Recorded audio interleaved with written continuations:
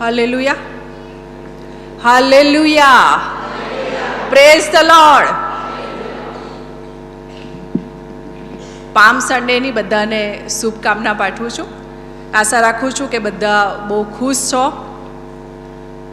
ઈશ્વર પિતાનો પુષ્કળ આભાર માનું છું, સ્તુતિ કરું છું આ તકને માટે કે જેમણે મને આખા અઠવાડિયા દરમિયાન વચનો લાવવાની તક આપી, એના માટે પ્રભુનો પુષ્કળ આભાર માનું છું.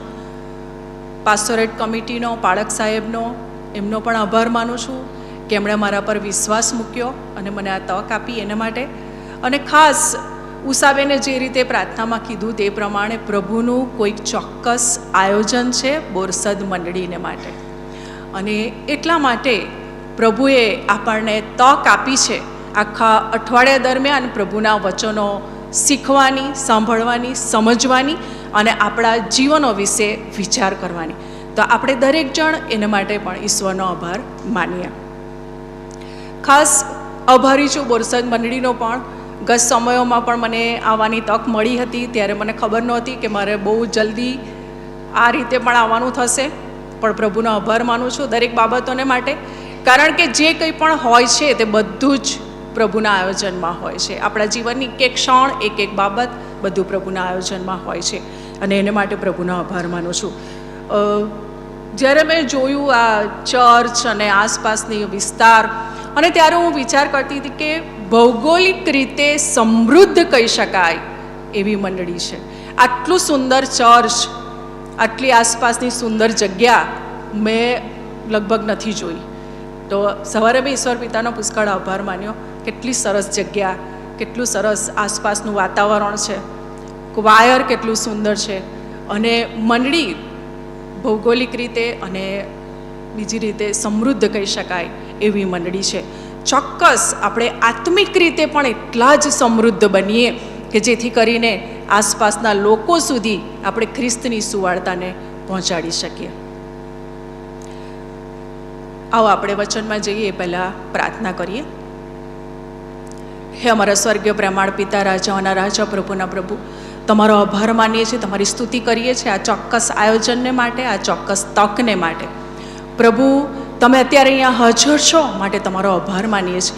તમારી ઉપસ્થિતિને માટે તમારો આભાર માનીએ છીએ. તે જે વચન તમે આજે અમને આપવાના છો એને માટે તમારો આભાર માનીએ છીએ. હા પ્રભુ, એ વચન દ્વારા પ્રત્યેક જણ સાથે તમે વાત અને વ્યવહાર કરજો એવી ખાસ પ્રાર્થના લાવું છું. પ્રભુ, આ આખી જગ્યાને તમારા હાથમાં સોંપી દઉં છું પ્રભુ. હા પ્રભુ, આખા પ્રભુ મંદિરના બારસાખ અને એક એક ખૂણામાં ને એક એક જગ્યાઓ પર પ્રભુ તમારા પવિત્ર રક્તનો પ્રભુ તમે છંટકાવ કરો. આ જગ્યાએ દરેકે દરેક વ્યક્તિ તમારી હાજરીને મહેસૂસ કરી શકે એવી કૃપા તમે થવા દો, અને કોઈ પણ પ્રકારની શૈતાની કોઈ યુક્તિ આ જગ્યાએ ફાવે નહીં એવી કૃપા તમે થવા દો એવી અમે ખાસ પ્રાર્થના કરીએ છીએ. કારણ કે આ બોરસદ મંડળી પર તમે અનહદ પ્રેમ કરો છો પ્રભુ, એને માટે તમારો આભાર માનતા તમારી સ્તુતિ કરીએ છીએ. હું જબડ પાત્રને પ્રભુ તમારા પાયાસન આગળ લાવું છું પ્રભુ. હા પ્રભુ, તમારા વધસ્તંભની પાંખમાં પ્રભુ તમે મને છુપાવી દો પ્રભુ. મારા મુખમાં તમે શબ્દ મૂકો એવી ખાસ તમારી પાસે પ્રાર્થના લાવું છું. પવિત્ર આત્મા દેવ સતત મને દોરવણી આપો એવી ખાસ તમારી પાસે પ્રાર્થના લાવું છું. ફરી એકવાર પ્રભુ, આ જગ્યાને, આ પ્રભુ મંદિરને, મારી જાતને અને એક એક ક્ષણને પ્રભુ તમારા હાથમાં સોંપું છું. અમારી પ્રાર્થના પ્રભુ ઈસુ ખ્રિસ્તના નામમાં સાંભળો ને સ્વીકાર કરો. આમેન.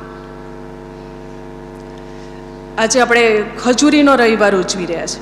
પ્રભુ ઈસુ ખ્રિસ્તનો યરુસાલેમમાં વિજયવંત પ્રવેશ, અને સવારે જેવી રીતે બાળકોએ રેલી કાઢી, સરસ મજાની ડાળીઓ શણગારેલી, એક એક બાળકને અભિનંદન આપું છું. બધા જ બાળકોએ ખૂબ સરસ રીતે ડાળીઓ શણગારી હતી અને રેલીમાં તેઓએ ભાગ લીધો. અને યરુસાલેમમાં પણ એ દિવસે 2000 વર્ષ પહેલાં પ્રભુ ઈસુ ખ્રિસ્તનો જ્યારે યરુસાલેમમાં વિજયવંત પ્રવેશ થયો ત્યારે આવી જ રીતે લોકોએ રેલી કાઢેલી.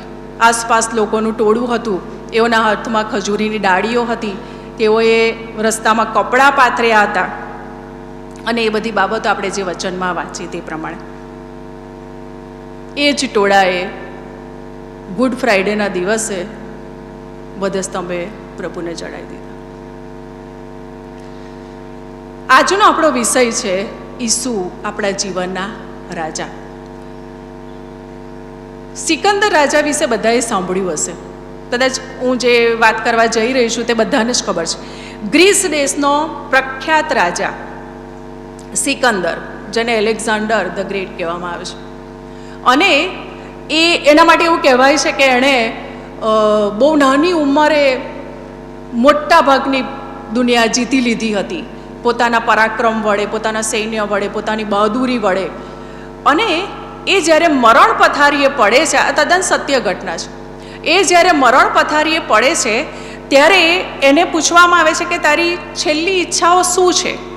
અને એની સૌથી પહેલી ઈચ્છા જણાવે છે કે મારું કોફિન બોક્સને જ્યારે લઈને જતા હોય, મારો જનાજો લઈને નીકળે ત્યારે એને ઉઠાવવાવાળા હકીમો હોય. એ જમાનામાં ડૉક્ટર શબ્દ નહોતો વપરાતો, પણ હકીમો અને વેદ એવો શબ્દ વપરાતો, તો એ લોકો હોય. એટલે એમને પૂછવામાં આવે છે કે શા માટે એ લોકોએ જનાજો ઊંચકવાનો?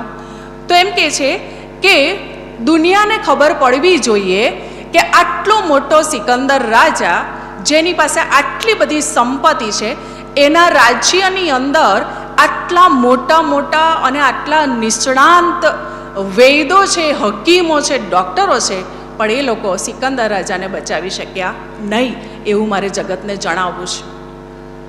બીજી એની ઈચ્છા પૂછવામાં આવી ત્યારે એણે એવું કીધું કે મારો જનાજો જ્યારે નીકળે, મારું કોફિન બોક્સ લઈને જતા હોય ત્યારે આગળ ધન પાથરજો, સંપત્તિ, પૈસા, ઘરેણાં પાથરજો. તો એને પૂછવામાં આવે છે કે શા માટે? ત્યારે કહેવામાં આવે છે કે લોકોને ખબર પડે, જગતને ખબર પડે કે સિકંદર પાસે આટલી બધી સંપત્તિ હતી, એણે કહેવાય છે કે મોટા ભાગનું બધું જીતી લીધું હતું, પણ એ સંપત્તિ એને કામ લાગી નહીં. અને ત્રીજી ઈચ્છા એને પૂછવામાં આવે છે કે ત્રીજી ઈચ્છા, ત્યારે એણે કીધું કે મારો જનાજો જ્યારે નીકળે ત્યારે કોફિન બોક્સની બહાર મારા બંને હાથને ખુલ્લા રાખજો, બોક્સની બહાર. શા માટે? તો એમ કહે છે કે દુનિયાને ખબર પડવી જોઈએ કે સિકંદર રાજા ખાલી હાથે આવેલો, ખાલી હાથે ગયો. એ સિકંદર રાજા જેની પાસે પુષ્કળ ધન દોલત હતી, બધું જ હતું એમ કહી શકાય, એ રાજા ખાલી હાથે આવ્યો, ખાલી હાથે ગયો. અને તે પણ માત્ર 30 થી 33 વર્ષની ઉંમર, એટલે બહુ જ નાની વયની ઉંમરે મૃત્યુ પામ્યો. આ એક દુનિયાવી રાજાની વાત કરીએ છીએ. ઘણું બધું મેળવી લીધું, ઘણું બધું પ્રાપ્ત કર્યું, સંપત્તિ ને ધન ને ફેમ ને બધું જ, કશું જ કામ લાગ્યું નહીં. પણ એક રાજા એવા છે કે જે સામર્થ્ય રાજા છે, અને એ રાજા એવા છે અનન્ય ગુણોથી ભરપૂર રાજા છે. અને એ રાજાની આપણે આજે વાત કરવા જઈ રહ્યા છીએ કે દુનિયાના સર્વશ્રેષ્ઠ રાજા જેને આપણે કહી શકાય તે. અને એ રાજા એવા છે કે જેમને આપણા જીવન પર સંપૂર્ણ અધિકાર છે. ગીતશાસ્ત્રોનો 139મો અધ્યાય જો આપણે વાંચીએ તો ખબર પડે છે કે આપણા જગતના મંડાણ અગાઉ પ્રભુએ આપણને પસંદ કર્યા, આપણને ઓળખી લીધા. માના ગર્ભમાં હતા ત્યારથી ત્યાં લખવામાં આવ્યું છે કે હજુ એકેય અંગ બન્યું નહોતું ત્યારથી પ્રભુ આપણને ઓળખે છે. એ રાજા એવો રાજા છે કે આપણને ત્યારથી ઓળખે છે, અને આપણા જીવનની એક બાબત એમનાથી અજાણ નથી, બધું જ એ જાણે છે.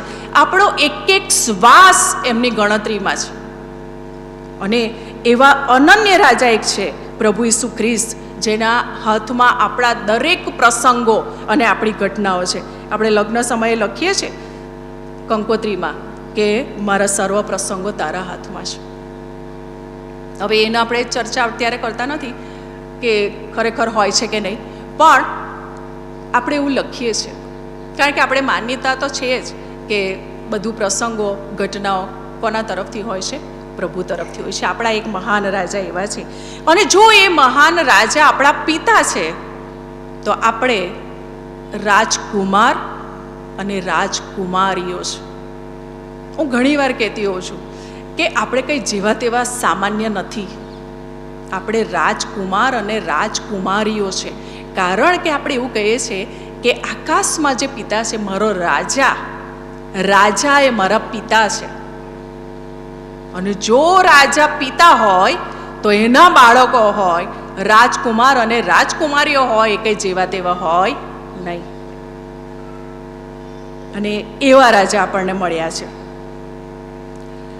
જે સતત આપણને નિહાળે છે, સતત એમની દ્રષ્ટિ આપણી તરફ હોય છે, આકાશમાંથી આપણને જોયા કરે છે. અને આપણને ખબર છે કે અત્યારે તો બધે સીસીટીવી લાગેલા હોય છે.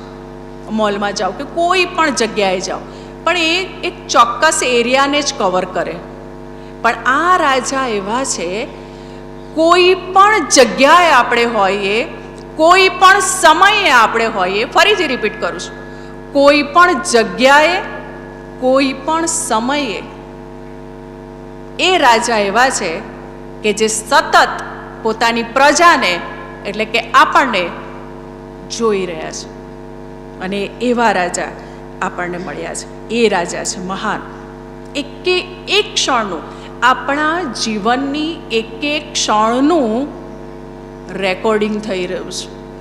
એક ક્ષણ, એ અંધારું હોય કે કોઈક અવાવરું જગ્યા હોય, પ્રભુના માટે કોઈ બંધન નથી, કોઈ બાધ નથી. દરેક જગ્યાએ આપણે જ્યાં પણ જઈએ છીએ, આપણા દ્વારા જે પણ કાર્યો થાય છે, એ બધાનું રેકોર્ડિંગ થઈ રહ્યું છે. અને એ રાજા એ કરી રહ્યા છે. જે રાજા સતત આપણને સાંભળે પણ છે. એ કદી ઊંઘતા નથી, કદી નિંદ્રાવશ થતા નથી. આપણા હૃદયના વિચારો એ પણ એ જાણે છે. આપણા હૃદયમાંથી નીકળતા નિસાસાઓને પણ એ સાંભળી લે છે. ઘણીવાર આપણે એવી પરિસ્થિતિમાં હોઈએ છે કે આપણા હૃદયમાંથી શબ્દો પણ નથી નીકળતા, અને એવા સંજોગોમાં પ્રભુ આપણા નિસાસાને પણ સાંભળે છે. એ રાજા એટલો મહાન છે, એટલો સર્વશક્તિમાન છે કે જે આપણા નિસાસાને પણ સાંભળી લે છે. એ કદી નિંદ્રાવશ થતા નથી, જે સતત આપણા વિચારોને પણ જાણે છે અને આપણા હૃદયની દરેક વાતોને પણ જાણે છે. કૃપાળુ છે અને રેમી છે. એ દુનિયાવી રાજા જેવા નથી. પહેલાંના જમાનામાં જ્યારે રાજાઓ હતા, જો એમને ગુસ્સો આવે તો એક જ ઝટકે તલવારથી માથું ઉડાવી દેતા હતા. જો એવા રાજાઓ આપણને મળ્યા હોત, અથવા તો જૂના કરારની જો આપણે વાત કરીએ, જૂના કરારમાં જે ન્યાયાસન હતું, એ ન્યાયાસન, એ જે ન્યાય શાસન એ જો આપણા પર લાદવામાં આવે તો ક્યારના આપણે મરી ગયા. પણ આપણને જે રાજા, જે આકાશમાં જે રાજા આપણને મળ્યા છે, તે કેવા રાજા છે? કૃપાળુ છે અને રેમી છે. અને આપણામાં તો એવી કોઈ લાયકાત નથી, છતાં પણ એ આપણા પર સતત કૃપા કરે છે, આપણા પર સતત રેમ કરે છે. હૃદય ભંગ થયેલાઓની તે કાળજી રાખે છે અને એને સાજા કરનાર રાજા છે. આપણે લાગણીશીલ માણસો છે. મનુષ્ય તરીકે આપણી આસપાસ અનેક ઘટનાઓ એવી બનતી રહે છે કે જેને લીધે આપણે દુઃખી થઈએ છીએ, નિરાશ થઈએ છીએ. પણ એ રાજાની સમક્ષ જ્યારે આપણે આપણું હૃદય ઠાલવીએ છીએ, તો એ રાજા આપણા હૃદયના જે ઘા પડેલા હોય એને રૂઝવી શકનાર રાજા છે. આ જેવા તેવા રાજા નથી, કોઈ સામાન્ય રાજા નથી. આ સર્વશક્તિમાન રાજા છે. અને એવા રાજા આકાશમાં બિરાજમાન છે, જેને આપણે એમના યરુશલેમના વિજયવંત પ્રવેશને ઉજવવા માટે આજે આપણે એકઠા થયા છે. એ રાજાની વાત થઈ રહી છે. એ રાજા જે સર્વ રોગ મટાડી શકે છે. પૃથ્વી પરની કોઈ રાજા અથવા કોઈ પણ એવી વ્યક્તિનામાં એવું પરાક્રમ નથી. ફક્ત આ એક એવા રાજા છે કે જે કોઈ પણ રોગને મટાડી શકે છે. અને આપણા એ રોગ એમણે વધસ્તંભ પર લઈ લીધા. એ આપણે પાછળના સમયોમાં, દિવસોમાં આપણે જોઈશું વધારે. પણ આપણા રોગને પ્રભુ જ્યારે વધસ્તંભ પર મર્યા, ત્યારે આપણા રોગોને પણ એમણે લઈ લીધા છે. એ તો આપણે એ પરાક્રમનો ઉપયોગ નથી કરતા, આપણે એ સામર્થ્યનો ઉપયોગ નથી કરતા, એટલે આપણે ઘણીવાર માંદગીમાં ને માંદગીમાં આપણું જીવન બતાવ્યા કરીએ છીએ. પણ ખરેખર જો આપણે જોઈએ ને, તો આપણને ખ્રિસ્તીઓને, વિશ્વાસીઓને પ્રભુએ એટલું પરાક્રમ આપેલું છે કે માંદગી એ દૂર દૂર સુધી આપણી સામે જોઈ ના શકે. એટલા પરાક્રમથી પ્રભુએ આપણને એટલું પરાક્રમ આપ્યું છે, પણ આપણે એનો ઉપયોગ નથી કરતા. અને આ જે રાજા જે છે તેમણે વધસ્તંભ પર મરીને આપણા એ રોગો પણ લઈ લીધા છે, એવા એ રાજા છે, જે અનાથનો પિતા અને વિધવાઓનો ન્યાયાધીશ છે. તે રોજ આપણા બોજાને ઉંચકે છે. આ બધા રાજાના ગુણો કહી રહીશું. રોજ આપણા બોજાને ઉંચકે છે. ગીતશાસ્ત્રમાં લખેલું છે, તારો બોજો યહોવા પર નાખ એટલે તે તને સંભાળી રાખશે. જગતમાં આપણને બહુ સંકટ છે, પણ પ્રભુએ આપણને કીધું છે કે તારા એ બોજા બધા મને આપી દે. એ બોજાને તું લઈને ફર્યા ના કર.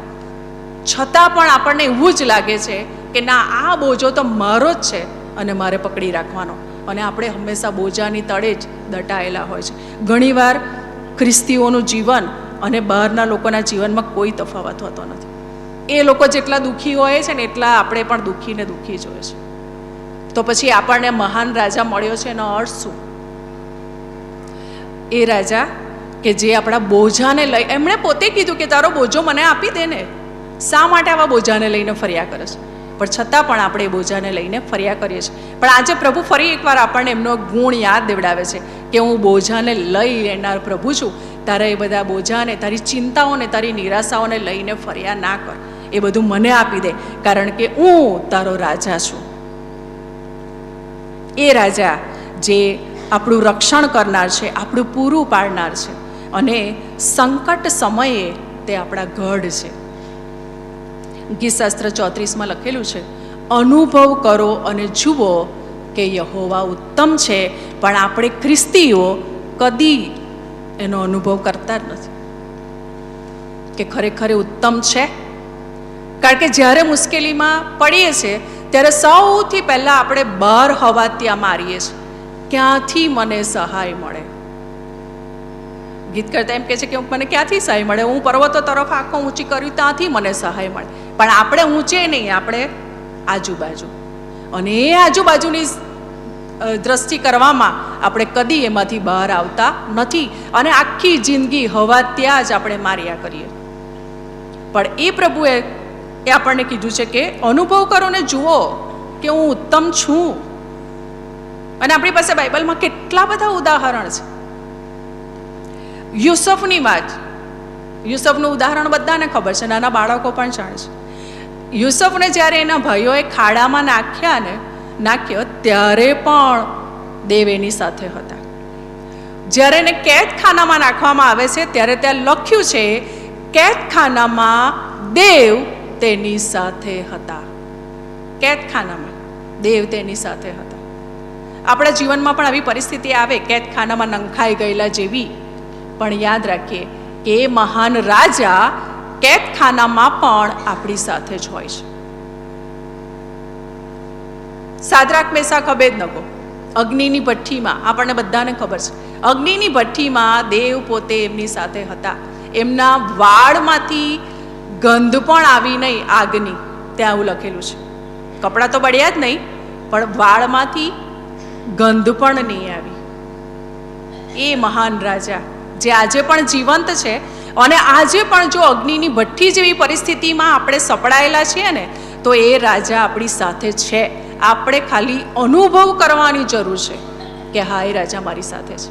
એ અગ્નિની ભઠ્ઠી કેમ નહીં હોય, ભલે ગમે તેવી મુશ્કેલ પરિસ્થિતિ કેમ નહીં હોય, મને એવું લાગતું હોય કે આમાંથી કદી બહાર નીકળાશે નહીં, પણ એ પરિસ્થિતિમાં પણ એ આપણી સાથે જ હોય છે, કારણ કે એમણે એ સંકટ સમયે આપણા ગઢ છે.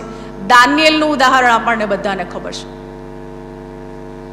સિંહોના બિલમાં પ્રભુ પ્રભુ સાથે હાજર હતા. એ મહાન રાજા ત્યાં હાજર હતા જેણે સિંહોના મોંને બંધ કર્યા. આપણા જીવનમાં પણ આવી ઘટનાઓ બને છે. એવું લાગે કે ચારે બાજુ મોં ફાડીને ઊભેલા સિંહ છે અને આપણે વચ્ચે એકલા ઊભેલા છીએ. પણ ત્યારે પણ યાદ રાખીએ કે મહાન રાજા આપણી સાથે જ હોય છે. ગમે તેવી મુશ્કેલ પરિસ્થિતિમાં પ્રભુ આપણી સાથે હોય છે. યુના જ્યારે માછલીના પેટમાં હતો ને, ત્યારે પણ દેવ એની સાથે હતા.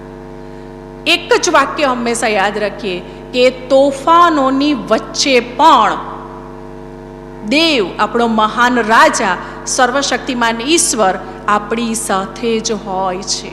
આપણે આ વાક્યને ભૂલી જઈએ છીએ.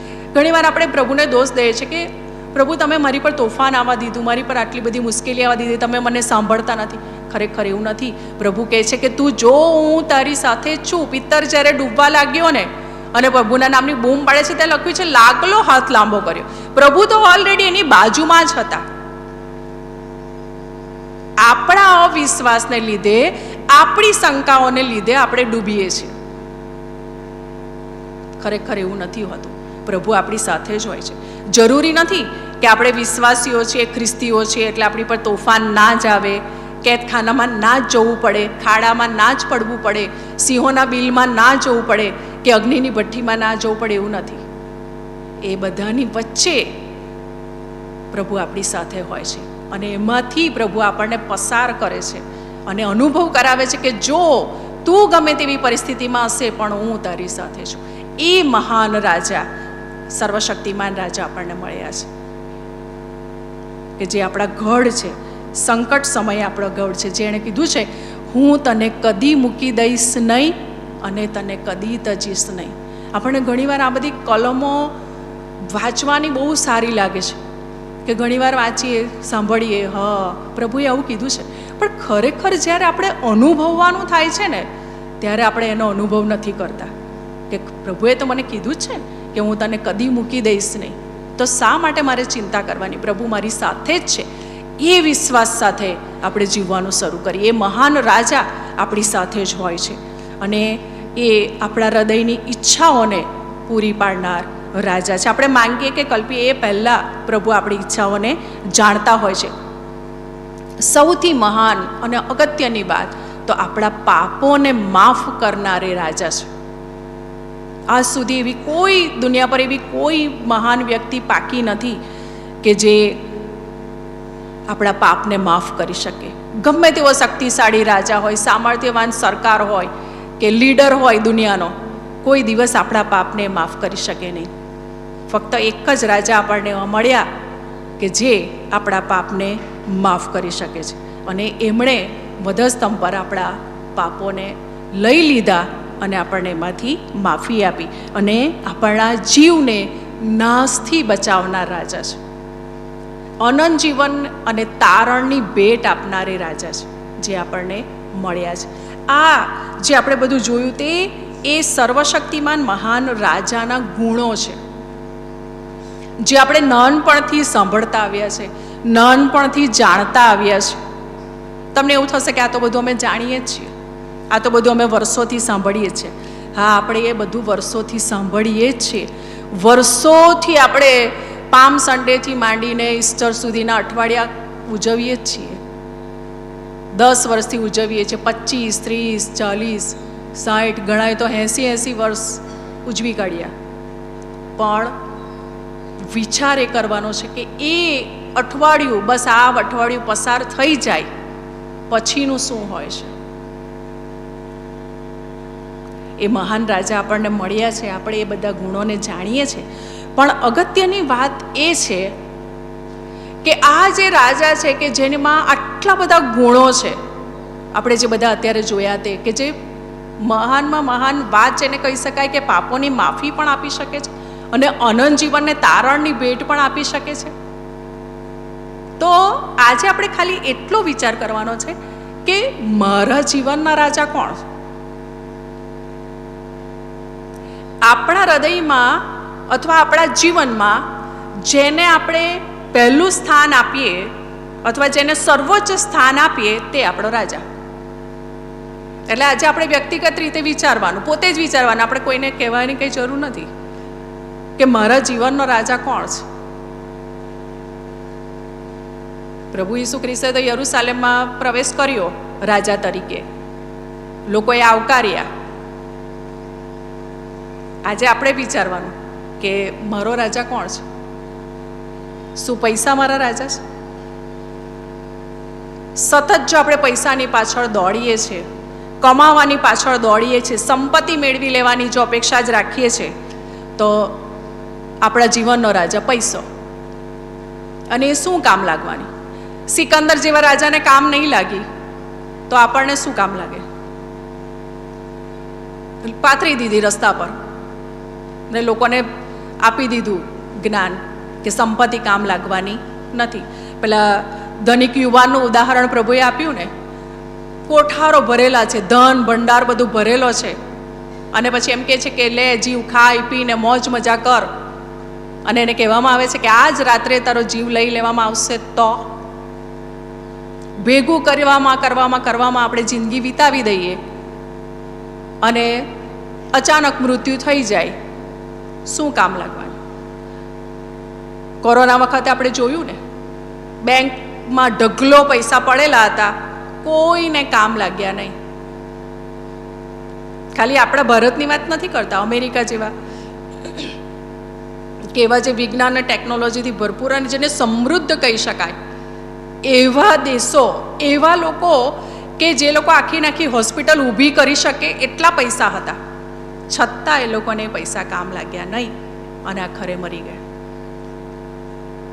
પૈસો આપણને બચાવી શકતો નથી. જો આપણા જીવનનો રાજા પૈસો છે તો આજે આપણે વિચાર કરીએ કે શું એ મને કામ લાગશે? કેટલાકના જીવનનો રાજા તંદુરસ્તી હોય અથવા સુંદરતા હોય. સતત તંદુરસ્તી, હું તંદુરસ્ત કેવી રીતે રહું?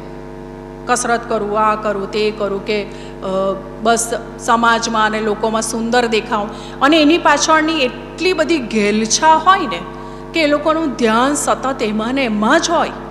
એ લોકોના જીવનનો રાજા છે. પણ એક વસ્તુ આપણે યાદ રાખીએ કે આપણા આયુષ્યની મર્યાદા ઠરાવેલી છે. આયુષ્યની મર્યાદા ઠરાવેલી છે.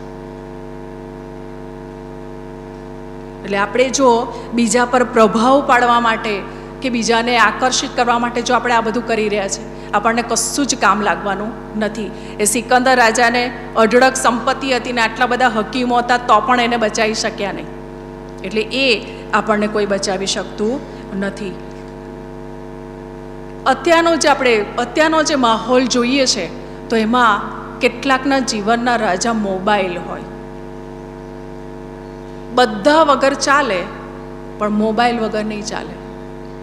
સવારે ઉઠતાની સાથે પહેલાં, હા એવું જરૂરી ના, એવું નથી કહેતી કે મોબાઈલનો ઉપયોગ નહીં કરવો, એ આપણને ઘણી બધી રીતે ઉપયોગી છે. હવે તો આપણે એવું કહી શકીએ કે આપણા સંબંધો પણ એની અંદર છે અને આપણા પૈસા પણ એની અંદર છે, એટલે ઉપયોગી તો છે. પણ શું એ આપણા જીવનનો રાજા છે? જો 2 મિનિટે મોબાઈલ હાથમાં લઈને જોવું પડતું હોય તો સમજી જવું કે મારા જીવનનો રાજા મોબાઈલ. 2 મિનિટે કંઈ જ નહીં અંદર આવતું હોય, કે નહીં કોઈ રિંગ વાગી, કે નહીં કે મેસેજનો કંઈ આવ્યો, છતાં 2 મિનિટે જો જોવું પડે મોબાઈલ ચાલુ કરીને તો આપણે સમજી લઈએ મોબાઈલ આપણા જીવનનો રાજા છે. અને એ ઘણા બધા પાપનું મૂળ પણ છે. અત્યારના જે બધી બાબતો બની રહી છે એમાં ઘણા બધા પાપ, ઘણા બધા ગુનાઓના મૂળમાં મોબાઈલ છે. એ આપણે વિચાર કરીએ કે મારા જીવનનો રાજા કંઈ મેં મોબાઈલને તો નથી બનાવી દીધો. કોઈક વ્યસન આપણા જીવનનો રાજા છે. વ્યસનની વાત આપણે બહુ ડિટેલમાં નથી કરતા, પણ જે વ્યક્તિ હોય જેને પોતાને ખબર જ છે કે આ વસ્તુ વગર મને ચાલતું જ નથી, તો એના જીવનનો રાજા એ વ્યસન છે. પછી અનેક પ્રકારના વ્યસનો હોઈ શકે, એ લિસ્ટ બહુ લાંબુ છે. તો કોઈ વ્યસન આપણા જીવનનો રાજા છે? તો પ્રભુ આજે આપણને ચેતવે છે. અને બીજી એક અગત્યની, કોઈ વ્યક્તિ તો આપણા જીવનનો રાજા નથી ને. ઘણીવાર આપણે કોઈક વ્યક્તિને એટલું બધું મહત્ત્વ આપીએ કે એને આપણા જીવનનો રાજા બનાવી દઈએ છીએ. બીજા કોઈ નહીં, પ્રથમ સ્થાન એ વ્યક્તિ તો આપણા જીવનનો રાજા એ છે. પ્રભુ કરતાં, ઇન શોર્ટ જો કહેવું હોય તો પ્રભુ કરતાં આપણે જે બાબતોને વધારે મહત્ત્વ આપીએ ને તે આપણા જીવનનો રાજા. અને આજે પ્રભુ આપણને ચેતવે છે કે તમારા જીવનનો રાજા કોણ છે. પ્રભુ રાહ જોઈ રહ્યા છે. આપણે પ્રત્યેક જણ, એક જણ, હું મારી જાતને પણ એમાં મૂકું છું, આપણે વિચારીએ કે મારા જીવનનો રાજા કોણ છે. પ્રભુ તો રાહ જુએ છે કે મને આવકારો. આ સવારે બાળકોએ રેલી કાઢી ખજૂરીની ડાળીઓ લઈને.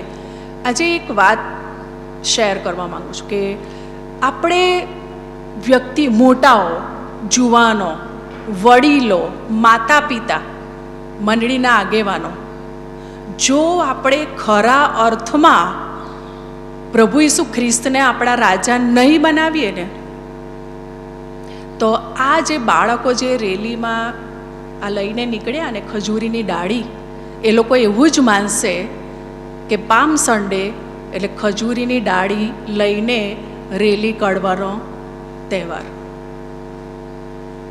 થોડું કડવું બી લાગે. જો મંડળી તરીકે, માતા પિતા તરીકે ખરા અર્થમાં આપણે જીવનના રાજા પ્રભુ ઈસુ ખ્રિસ્તને નહીં બનાવીએ તો આગળ જતાં બહુ મોટું નુકસાન થશે. અને બાળકો તો એવું જ માનશે કે આ ખજૂરીની ડાળીને સરસ રીતે શણગારવાની અને એને લઈને રેલી કાઢવાનો તહેવાર છે. અને એ લોકોના જીવનની નિષ્ફળતા માટે આપણે જવાબદાર હોઈશું. એ લોકો આપણા જીવનોને જુએ છે, આપણું અનુકરણ કરે છે.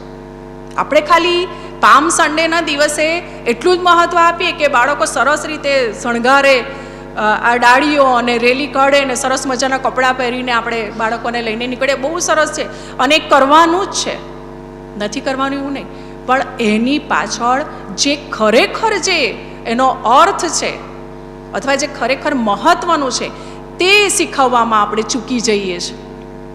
કાં તો આપણે પોતે પણ ચૂકી ગયા છે અને આપણા બાળકોને. આપણે હંમેશા વર્ષોથી યાદ કર્યા કરે, હા, યરુસાલેમમાં આવેલા પ્રભુ ઈસુ ખ્રિસ્ત રાજા તરીકે અને પછી લોકોએ કપડાં પાથર્યા અને ખજૂરીની ડાળીઓ લીધી. આપણે પણ કદાચ ત્યાં સુધી જ સીમિત છીએ. પણ એ રાજાને આપણા હૃદયની અંદર આવવું છે, એમને આપણા જીવનના રાજા બનવું છે, ખાલી ત્યાં પૂરતા નથી રહેવું. એમને અહીંયા એન્ટર થવું છે, મંડળીમાં એન્ટર થવું છે. આપણે આવકારીએ છીએ એમને, અહીંયા એન્ટર થવા દઈએ છીએ. આપણા ઘરોમાં એમને એન્ટ્રી જોઈએ છે. આપણા ઘરના બારણા આગળ ઊભા છે કે મને અંદર પ્રવેશ આપ.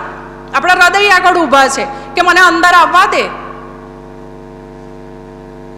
અને આપણે ફક્ત એને સીમિત બનાવી દીધો ખજૂરીની ડાળી પૂરતો. હજી પ્રભુ આપણા એક જણની સાથે વાત કરે છે. ઊભા છે, રાહ જોઈને ઊભા છે કે મને આવવા દે અંદર, મારે તારા જીવનના રાજા બનવું છે.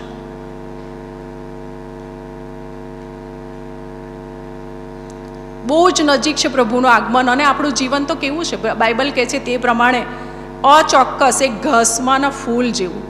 સવારે ખીલેલું હોય, સાંજે જુએ તો દેખાય પણ નહીં. પરપોટા જેવું, ધુમ્મસ જેવું આ બાઇબલ કહે છે. અને આપણે પોતે અનુભવીએ પણ છીએ. ક્યારે પૂરું થઈ જાય છે ખબર બી નથી પડતી. સવારે બેઠા હોય આપણી સાથે અને સાંજે મરણના સમાચાર આવે, એવી ઘટનાઓ તો વારંવાર બને છે. ઘડીના છઠ્ઠા ભાગમાં માણસનું જીવન પૂરું થઈ જાય છે, ખબર પણ પડતી નથી. અને બીજી એક શક્યતા એ પણ છે કે પ્રભુનું આગમન પણ નજીક છે. જે રીતે પ્રભુ આસપાસ જે રીતે ઘટનાઓ બની છે એ રીતે. તો જો આપણું જીવન સમાપ્ત થઈ જશે, પ્રભુને આપણા જીવનના રાજા તરીકે નહીં સ્વીકાર્યા હોય, તો આપણે ક્યાં હોઈશું? કારણ કે સ્વર્ગની ચાવી એ મહાન રાજા પાસે જ છે, જે આટલા બધા ગુણોથી ભરપૂર છે, જે આપણી રાહ જોઈ રહ્યા છે ને, તેમની પાસે સ્વર્ગની ચાવી છે. જો એમને રાજા તરીકે સ્વીકારીશું તો એ આપણા માટે સ્વર્ગના દરવાજા ખોલી દેશે, નહીં તો આપણા માટે નરક તૈયાર છે. આપણે ખાલી હાથે જ આવ્યા છે અને ખાલી હાથે જ જવાનું છે. અને એટલે આપણે દરેક જણ વ્યક્તિગત રીતે આપણા જીવનને પૂછવાની જરૂર છે કે મારા જીવનનો રાજા કોણ છે. એક વાર્તા છે કે એક રાજા હતો. એ રાજા એક દિવસ બહુ ખુશ થઈ ગયો અને એની પોતાની પ્રજાને એવું કહે છે કે તમારે જે માંગવું હોય ને તે માંગો, હું તમને આપીશ. એટલે બધી પ્રજા તો બહુ ખુશ થઈ ગઈ. એટલે કોઈ કે એના મહેલમાંથી બધી કિંમતી વસ્તુઓ માંગી, કોઈએ જર ઝવેરાત માંગ્યું, કોઈ એના સૈન્યમાંથી ઘોડાઓ માંગ્યા, કોઈ કે એના રાજ્યમાં સારી નોકરી માંગી અને બધું જાત જાતનું બધું માંગ્યું. અને એક એકદમ ગરીબ માણસ, મજૂર જેવો, એણે એવું કીધું, એણે કશું માંગ્યું ને, એમ કે રાજા તમે મારા ઘરે જમવા આવો. કંઈ ના માંગ્યું. એટલે બધા લોકો એને મૂર્ખો કહે છે કે જો ને રાજા માંગવાનું કહે છે તો ધન ઝવેરાત ઘરેણાં ઘોડા માંગી લેવાય, રાજમહેલની વસ્તુઓ માંગી લેવાય. માંગીને શું માંગ્યું? રાજાને પોતાના ઘરે જમવા આવવાનું માંગ્યું. એટલી એણે માંગણી કરી. એટલે રાજાએ તો હા પાડી, હા હું તારા ઘરે જમવા આવીશ.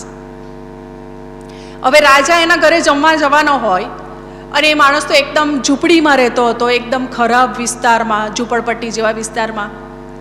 હવે આપણને ખબર છે અત્યારના જે નેતાઓ જ્યારે આવવાના હોય, રાતોરાત બધા રસ્તાઓ ચોખ્ખા થઈ જાય. તમને ખબર હોય તો રસ્તાઓ બની જાય. અમારે ત્યાં સુરતમાં હોય કે બીજા કોઈ બી સિટીમાં નેતાઓ આવે ને એટલે બધા ખાડા રસ્તા પર બધું પૂરાઈ જાય અને આજુબાજુનું બધું ચોખ્ખું થઈ જાય. વર્ષો સુધી ચોખ્ખું ના થયું ને એ બધું બી ચોખ્ખું થઈ જાય. આ રાજા જમવા જવાનો હતો એટલે પેલા રાજ્યના પેલા જે બધા એના દરબારીઓ અને સૈનિકોને બધા એ લોકોએ પણ જોયું કે રાજા જમવા જવાનો છે એટલે એનો તો ઘર બધું વ્યવસ્થિત જોવું પડશે, કેવી જગ્યાએ રહે છે. એટલે એ લોકો જોવા ગયા તો આ તો એકદમ ગરીબ માણસ ઝૂંપડીમાં રહે છે. એટલે તાત્કાલિક એની ઝૂંપડી તોડી અને સરસ મજાનો આલીશાન મકાન બનાવી દીધું. આખો રસ્તો સાફ કરી નાખ્યો. પાછા એની આજુબાજુવાળા જે બધા રહેતા હતા તે પણ ઝૂંપડપટ્ટીમાં રહેતા હોય, બધા ઝૂંપડીવાળા, તો એ પણ રસ્તા પર ખરાબ લાગે એટલે એ પણ બધું તોડીને એ લોકોને પણ પાક્કા મકાનો. એટલે આખા વિસ્તારની જાણે સુરત એ લોકોએ બદલી નાખી. એ રાજા જવાનો હતો ત્યાં. એ ગરીબ માણસ જેણે કશું નહીં માંગ્યું અને એણે શું માંગ્યું? ફક્ત રાજા મારા ઘરે જમવા આવે. રાજા એના ઘરે જમવા ગયો અને રાજા એના ઘરે જમવા જાય એટલે સ્વાભાવિક જ છે, એને માન તો મળવાનું જ છે, લોકોમાં વાહ ઓ રાજા જમવા આવ્યો. અને રાજાએ એને સારામાં સારી એના રાજ્યમાં નોકરી પણ આપી કે બીજા બધાએ મારી બધી વસ્તુઓ માંગી, તે એમાં રસ નહીં રાખ્યો પણ તે મને પોતાને બોલાવ્યો, નોકરી પણ આપી. એનું તો આખું જીવન બદલાઈ ગયું. એનું તો એનું બદલાયું પણ એની આસપાસના લોકોનું પણ બદલાઈ ગયું. આપણે પ્રભુ પાસે શું માંગીએ છીએ? સારી નોકરી માંગીએ, સારી છોકરી માંગીએ, વિઝા માંગીએ, કેનેડાના અને અમેરિકાના, અહીંયા નોકરી મળે, ત્યાં નોકરી મળે, ધન સંપત્તિ માંગીએ. કોઈ દિવસ આપણે પ્રભુને માંગ્યા? જે દિવસ આપણે પ્રભુને માંગી લઈશું ને તો આ બધું માંગવાની જરૂર નહીં પડે. જો એ મહાન રાજા જેણે આખી દુનિયા બનાવી એ જ આપણી સાથે આપણી અંદર રહેવા આવે તો આપણે શું કામ બીજું બધું માંગવાની જરૂર પડે? એ આપોઆપ આપણને બધું આપવાના જ. અને એ જ પ્રભુ આજે આપણને કહી રહ્યા છે.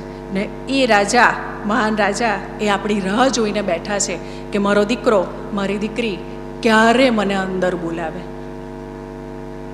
એ ઘરના બારણા આગળ, મંડળીના બારણા આગળ, આપણા હૃદયના દરવાજા આગળ રાહ જોઈને બેઠા છે કે મને આવકારે.